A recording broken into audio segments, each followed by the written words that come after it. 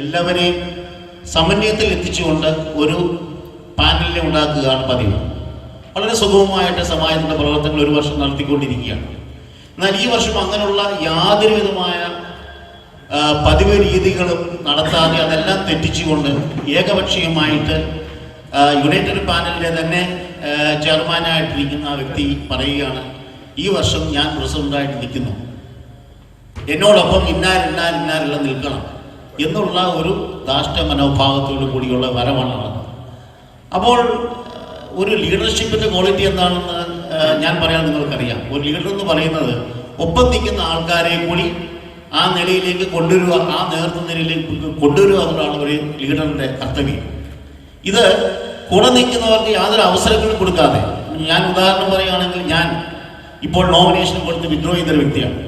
കഴിഞ്ഞ 3 വർഷമായിട്ടും കോർ കമ്മിറ്റിയിലൊക്കെ ഞാനും നേതൃത്വ നിലയിലേക്ക് വരണമെന്ന് ആഗ്രഹിക്കുകയും ഞാൻ പേര് കൊടുക്കുകയും നോമിനേഷൻ കൊടുക്കുകയും ചെയ്ത വ്യക്തിയാണ്. ഈ വർഷം ഈ സാഹചര്യത്തിൽ തന്നെ ഞാൻ പറഞ്ഞു, നിങ്ങൾ 3-4 വർഷമായിട്ട് അടിപ്പറ്റ സമാജത്തിൽ ഇങ്ങനെ നിൽക്കുന്നു, അത് ശരിയല്ല, മറ്റുള്ളവർക്കും അവസരം കൊടുക്കണം, എനിക്കും താല്പര്യമുള്ളൊരു അവസരം തരണം എന്നൊക്കെ ഞാൻ പറഞ്ഞതാണ്. എന്നാൽ ഇതൊക്കെ ധിക്കരിച്ചുകൊണ്ട് ആർക്കും ഒരു അവസരം കൊടുക്കാതെ ഒരു ഏകാധിപതിയെ പോലെ പ്രവർത്തിക്കുന്ന ഒരു വ്യക്തി സമാജത്തിൽ ഒരിക്കലും ഭൂഷണമല്ല. അങ്ങനെയുള്ള ഒരു ചിന്താഗതി നമുക്ക് അനുവദിച്ചു കൊടുക്കാൻ സാധിക്കില്ല. മാത്രമല്ല, ഇതിനു വേണ്ടി 1 വർഷം മുമ്പ് പോലെ പ്രവർത്തനങ്ങൾ ആരംഭിച്ചാണ് അവർ. ഒരു പുതിയ സംഘടന രൂപീകരിക്കുകയും ആ സംഘടനയ്ക്ക് ഒരു വ്യക്തമായ ഒരു അജണ്ട ഉണ്ടാകുകയും ആ സംഘടനയിൽ ഉരുത്തിയുന്ന കാര്യങ്ങൾ മറ്റുള്ളവർ അടിച്ചേൽപ്പിക്കാൻ ശ്രമിക്കുകയും ചെയ്യുന്ന ഒരു രീതിയിലാണ്, പ്രവണതയാണ് ഈ പ്രാവശ്യം നടന്നുകൊണ്ടത്.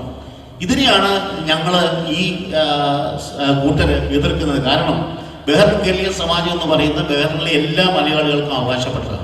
പ്രത്യേകിച്ച് അതിനുള്ള മെമ്പേഴ്സ്, അവിടെ ജാതിയെന്നോ മതമെന്നോ മറ്റ് യാതൊരു രാഷ്ട്രീയമെന്നോ ഒന്നുമില്ല. എല്ലാവരും ഏകോദര സഹോദരങ്ങളും കൂടി കഴിയുന്ന ഒരു പ്രസ്ഥാനമാണ്. അവിടെ ഒരു ഇലക്ഷൻ വരുമ്പോൾ നമ്മൾ ആ വിധത്തിൽ നമ്മൾ എല്ലാവർക്കും തുല്യ പങ്കാളിത്തത്തോടു കൂടിയുള്ള ഒരു സഹോദര മനോഭാവത്തോടു കൂടിയുള്ള ഒരു പ്രവർത്തന രീതിയാണ് ഉണ്ടാകേണ്ടത്. അതിന് പറ്റുന്ന ആൾക്കാരാണ് അവിടെ വരേണ്ടത്. ഈ കഴിവുകൾ എന്ന് പറയുമ്പോൾ കഴിവിൻ്റെ അളവുകൾ എന്താണ്? ആർക്കും അവസരം കിട്ടിയാൽ കഴിവ് തെളിയിക്കാൻ പ്രാപ്തരായിട്ടുള്ള നല്ല മലയാളികളാണെന്ന് വേറുള്ളത്, അല്ലാത്തവരായിട്ട് ആരുമില്ല. അപ്പോൾ അതുകൊണ്ട് ഒരാൾക്ക് മാത്രമേ കഴിവുള്ളൂ, മറ്റുള്ളവർക്ക് ആർക്കും കഴിവില്ല എന്ന് പറയുന്നത് ശരിയല്ല, അതിനോട് യോജിക്കാൻ പറ്റത്തില്ല. അതുകൊണ്ടാണ് ഇന്നത്തെ സാഹചര്യത്തിൽ നിങ്ങൾക്കറിയാം, ബഹുമാനപ്പെട്ട ജനാർദ്ദൻ 1 വർഷം ഒരു കഴിവുമില്ലാതെ അദ്ദേഹം പെട്ടെന്ന് പ്രസിഡന്റായ വ്യക്തിയാണ്.